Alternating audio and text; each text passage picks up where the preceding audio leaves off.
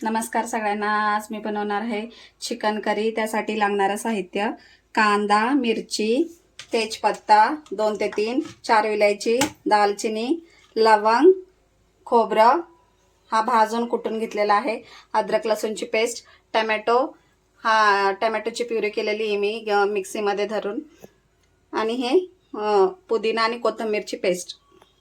आता मी तेल गरम केलेलं आहे। तेल गरम झालेलं आहे, त्याच्यामध्ये तेजपत्ता, 3 ते 4 लवंग आणि 3 इलायची टाकून घेतलेला आहे। आता आपण ह्याच्यामध्ये कांदा घालून घेऊया। कांदा आणि मिरची हे दोन्ही घालून घेऊया।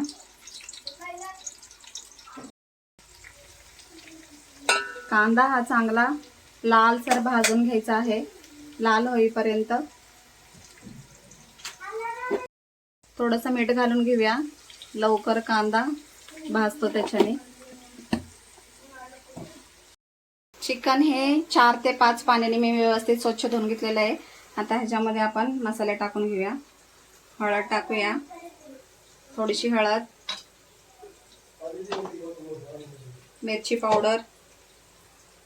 पावडर चवीनुसार, तुम्हाला तिखट हवं असेल तर जास्त टाकू शकता।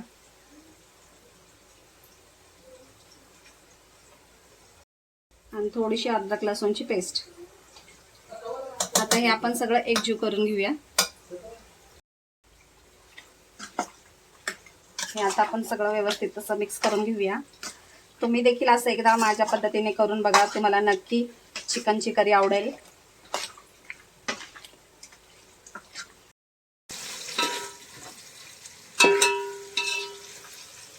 कांदा आपला व्यवस्थित आता लालसर भाजून झालेला आहे। आता ह्याच्यामध्ये आपण बाकीचे मसाले टाकून घेऊया।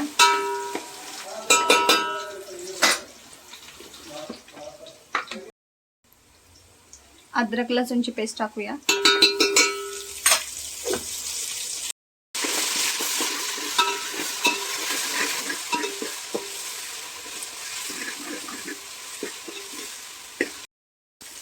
ह्याच्यामध्ये आपण घालून घेऊया आता कोथिंबीर पुदिन्याची पेस्ट।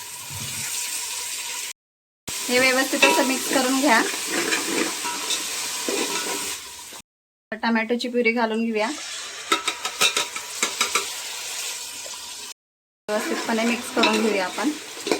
याला तेल सुटेपर्यंत आता ह्याच्यावरती झाकून लावून घेऊया। मसाल्याला आता व्यवस्थितपणे तेल सुटलेलं आहे। आता आपण ह्याच्यामध्ये चिकन टाकून घेऊया। मॅरिनेशन केलेलं चिकन टाकून हे आपण व्यवस्थित मिक्स करून घेऊया आणि चिकनला तेल सुटेपर्यंत झाकण लावून देऊया। व्यवस्थितपणे असं मिक्स करून घ्या। अशा पद्धतीने एकदा करून बघा, तुम्हाला आवडला असेल तर, आणि कमेंट टाका। आपल्या चिकनला व्यवस्थितपणे तेल सुटलेलं आहे, त्याच्यामध्ये आता आपण खोबरं घालून घेऊया। व्यवस्थित शिजून झालेलं आहे। आता ह्याच्यामध्ये आपण चिकन मसाला टाकून घेऊया आणि गॅस बंद करून देऊया। हे आपलं चिकन आता बनवून झालेलं आहे। बघा, हा कलर व्यवस्थित असा आलेला आहे। तुम्ही देखील करून बघा। आवडला असेल तर लाईक करा, शेअर करा आणि सबस्क्राईब करायला विसरू नका। थँक्यू।